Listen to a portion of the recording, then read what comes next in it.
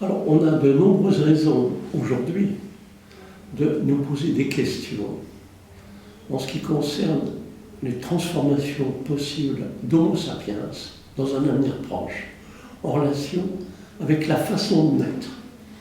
Il n'y a pas besoin de longs discours pour expliquer que la naissance est sans doute la phase de la vie moderne qui a été le plus profondément bouleversée au cours de ces dernières décennies. On peut résumer ça rapidement. Jusqu'à une date récente, pour avoir un bébé, une mère était obligée de compter sur la libération d'un mélange d'hormones qui est bien connu. Et il se trouve que dans le contexte scientifique d'aujourd'hui, on peut résumer ce que l'on sait sur ces hormones en disant que c'était un cocktail d'hormones de l'amour. C'était impossible, jusqu'à date récente, de mettre au monde le bébé et le placenta sans libérer un cocktail d'hormones de l'amour. Or, il se trouve qu'aujourd'hui, c'est différent.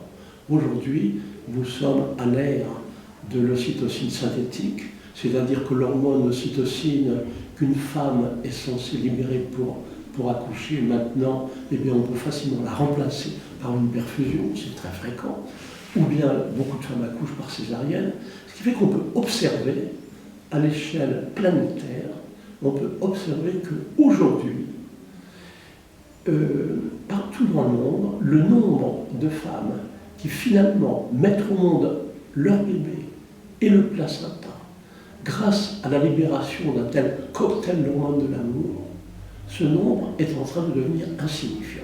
C'est nouveau dans l'histoire de l'humanité.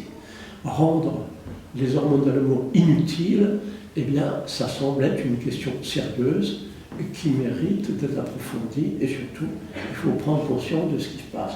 Il y a bien d'autres façons d'expliquer que cette phase de la vie moderne, la naissance, a été profondément bouleversée récemment.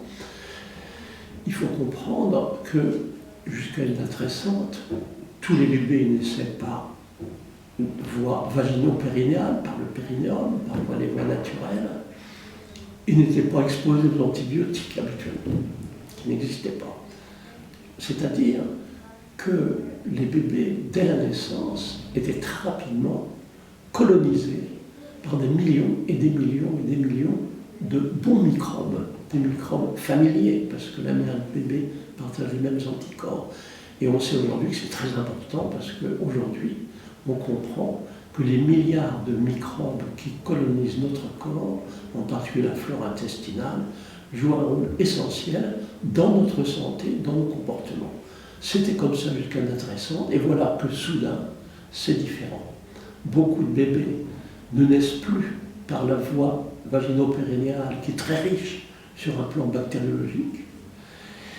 Et de plus, beaucoup de bébés sont exposés aux antibiotiques dans la période qui entoure la naissance pour de multiples raisons. Eh bien, ça permet d'entrevoir dans l'avenir des changements en ce qui concerne la fréquence relative de certaines maladies.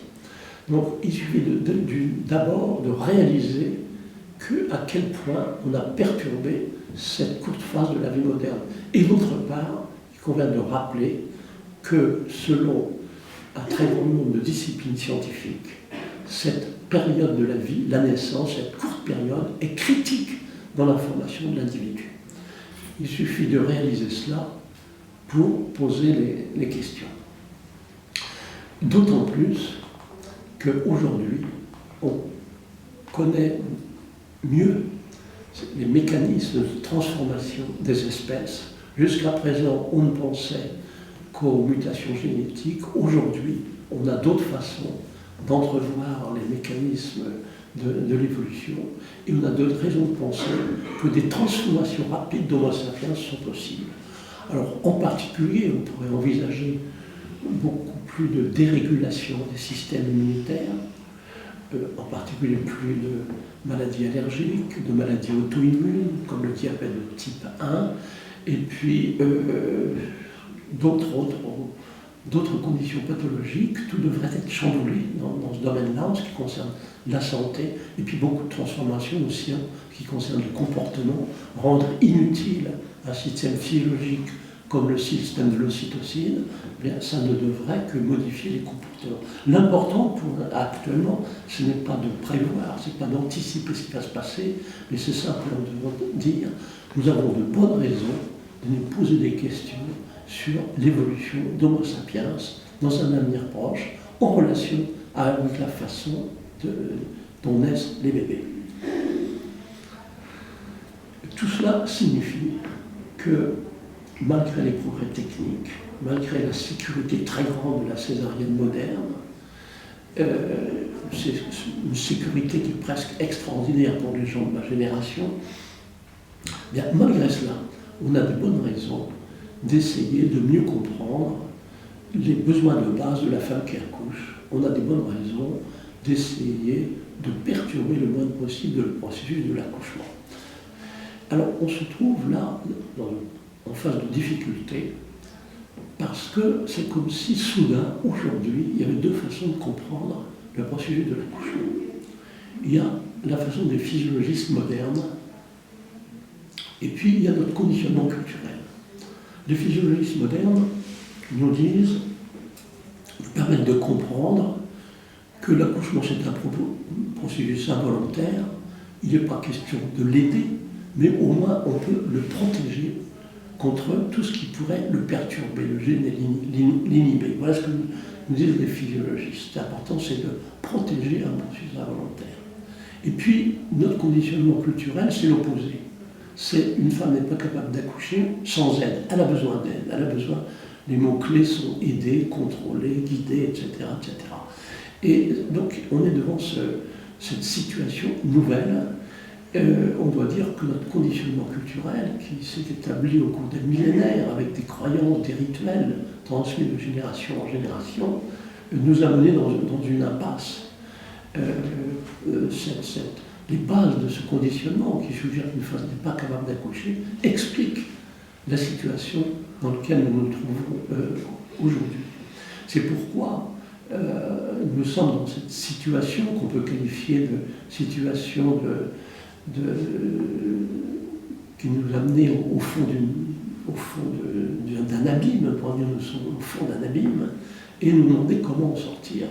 Eh bien, aujourd'hui, on peut dire que la façon de sortir de l'abîme dans lequel nous trouvons, la façon d'essayer d'atteindre un objectif qui serait que autant de femmes que possible sur cette planète puissent mettre au monde leur bébé et le placenta, grâce à la libération d'un cocktail de l'amour, cet objectif qui ferait que autant de bébés que possible sur cette planète seraient immédiatement colonisés dès la naissance par des bons microbes amicaux qui viennent de la mer. Eh bien, pour atteindre ces objectifs aujourd'hui, il faut écouter ce que nous apprennent les physiologistes. Il faut apprendre à protéger ce processus involontaire de l'accouchement. Alors, il y a beaucoup d'aspects dans cette protection, mais ce qui est très important à comprendre, parce que nous sommes des êtres humains, ce qui est très important à comprendre, c'est que ce qui gêne habituellement l'accouchement, le processus involontaire de l'accouchement, ce processus involontaire, c'est tout le contrôle de structures cérébrales archaïques, eh bien, ce qui le gêne habituellement, ce qui le rend difficile, c'est l'activité incessante du cerveau qui pense, c'est-à-dire en termes anatomiques et physiologiques, l'activité incessante du néocortex. Ce qui caractérise l'être humain, c'est l'extraordinaire développement de cette partie du cerveau, le néocortex, qui nous permet de faire des mathématiques, de communiquer par le langage, etc. Eh bien, quand une femme accouche, ce n'est pas le travail du néocortex, du cerveau qui pense, du cerveau de l'intellect. Quand une femme accouche, c'est le travail de structure archaïque cérébrale. L'activité du néocortex ne peut que gêner, ne peut qu'inhiber. C'est ce qu'on appelle le concept d'inhibition néocorticale. Alors, ce qui est intéressant, c'est que la nature a trouvé une solution pour rendre les êtres humains plus semblables aux autres mammifères dans cette période très particulière de la naissance. Ce qui peut nous rendre plus semblables aux autres mammifères, eh bien, c'est un phénomène physiologique qu'on peut bien connu, c'est la mise au repos du néocortex. Faire en sorte que le cerveau qui pense cesse de travailler quand une femme est en travail. Ça la rend plus semblable aux autres mammifères qui accouchent plus facilement que les êtres humains. C'est une chose que beaucoup peuvent observer, même aujourd'hui, même en 2014. Il y en a encore, c'est encore certaines personnes qui savent que quand une femme accouche par elle-même, qu'elle n'a pas besoin d'assistance médicale, eh bien, elle donne l'impression de se couper du monde, elle oublie ce qui se passe autour, elle ne s'intéresse pas à ce qui se passe autour, elle oublie ce qu'elle a appris, elle oublie ce qu'elle a lu dans les livres, elle oublie ses projets, elle oublie ses plans, elle peut dire des choses complètement insensées, elle peut se comporter de façon qui habituellement serait considérée comme inacceptable de la part d'une femme civilisée, crier, jurer, elle peut se retrouver dans des positions bizarres, inattendues, imprévues, souvent primitives, quadrupédiques. C'est comme si la femme travaillait sur une autre planète. Eh bien ça veut dire, ça c'est un bon signe, quand la femme dit des choses insensées et qu'elle se coupe du monde, ça veut dire qu'il n'y a plus de contrôle par le néocortex. C'est ça qui rend l'accouchement facile, possible, dans l'espèce humaine. C'est ça. Et bien, comprendre cela, c'est une façon de comprendre que quand une femme est en travail, l'important, l'essentiel, c'est surtout ne pas stimuler son néocortex. C'est-à-dire éviter de parler. Le langage, stimuler le néocortex. Éviter la lumière, stimuler le néocortex. Éviter de créer des situations où la femme se sentirait observée. Ça stimulerait son néocortex. Faire en sorte qu'elle se sente en sécurité. Quand on perçoit un danger possible, on fait attention. Voilà ce que ça signifie. Eh bien, pour illustrer cela, peut-être, parce que bien sûr c'est une question importante, difficile, parce que c'est remettre en cause tous nos conditionnements culturels, c'est remettre en cause des millénaires de socialisation d'accouchement, je vais simplement décrire, pour illustrer cela, une situation que je connais bien, qui m'est familière, mais qui est presque inconnue dans notre monde. Mais je sais par expérience qu'elle est compatible avec des accouchements aussi faciles que possible. Alors c'est facile à décrire, c'est ce qui se passe lorsque, autour de la femme au travail, il n'y a personne, si ce n'est une sage-femme expérimentée, silencieuse, assise dans un coin et qui tricote. Bon, c'est apparemment très simple. C'est une situation presque inconnue dans notre monde, mais je voudrais souligner que la science de la physiologie moderne peut interpréter toutes les composantes de cette situation. Il y a des physiologistes qui ont étudié les effets des actes répétitifs comme tricoter. Quand on tricote, on apaise son taux d'adrénaline. Pourquoi est-ce important que le taux d'adrénaline de la sage-femme soit bas? Parce que les taux d'adrénaline sont contagieux. Si la sage-femme sécrète de l'adrénaline, ça va être transmis à la femme au travail.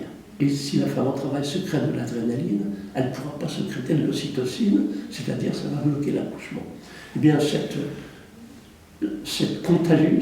caractère contagieux des sécrétions d'adrénaline sont aujourd'hui expliqués par des méthodes scientifiques sophistiquées de communication de cerveau à cerveau, des méthodes telles que l'exploration de ce qu'on appelle en anglais the mirror neural system.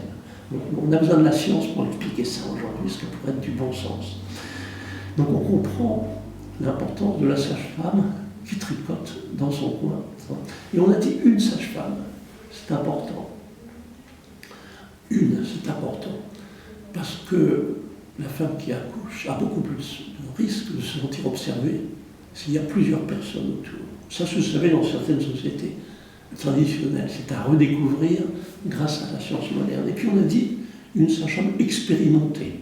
La femme au travail se sentira plus en sécurité, elle sécrétera moins d'adrénaline, elle sécrétera plus facilement de l'ocytocine, si elle sent que la sage-femme a une grande expérience. Et puis, on a dit une sage-femme silencieuse, le langage, c'est ce qui stimule le plus notre cortex. Un autre détail, on a dit la sage-femme assise dans un coin. Elle n'est pas dans une situation d'observatrice, se tenant en face de la femme qui accouche, elle regarde. Elle est assise dans un coin. C'est-à-dire, c'est une situation extrêmement simple que je présente non pas comme un modèle, je ne dis pas qu'il faut que ce soit comme ça, mais simplement comme un exemple de situation à redécouvrir, inconnue aujourd'hui, quelquefois même culturellement inacceptable, parce que c'est trop différent des habitudes, trop différent de toutes les méthodes d'accouchement naturel qui ont été transmises au cours des dernières décennies, toutes les façons d'entourer la femme enceinte de plusieurs personnes, qui regardent, qui observent, c'est remettre tout en cause. Mais voilà le genre de situation qui devrait nous aider aujourd'hui à réfléchir, qu'il faut redécouvrir, qui sont simples et surtout facilement interprétés par la physiologie moderne. Aujourd'hui, pour redécouvrir ce qui est simple, pour redécouvrir le bon sens, on a besoin de la science moderne.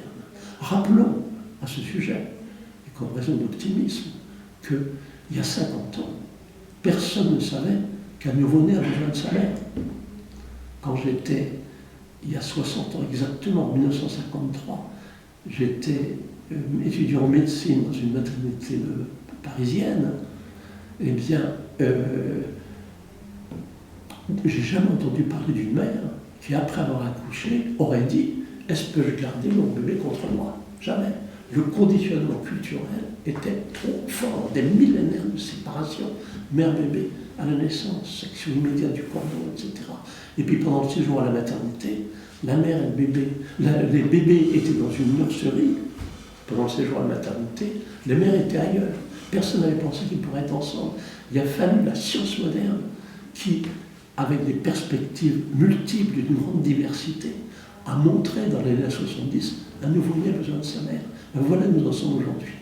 On a besoin de la physiologie, on a besoin de la science moderne pour redécouvrir le bon sens, pour redécouvrir ce qui est simple. Et c'est nécessaire quand on pense à la situation dans laquelle nous nous trouvons, et c'est nécessaire lorsqu'on se pose des questions sur l'évolution possible d'Homo sapiens en relation avec la façon de naître.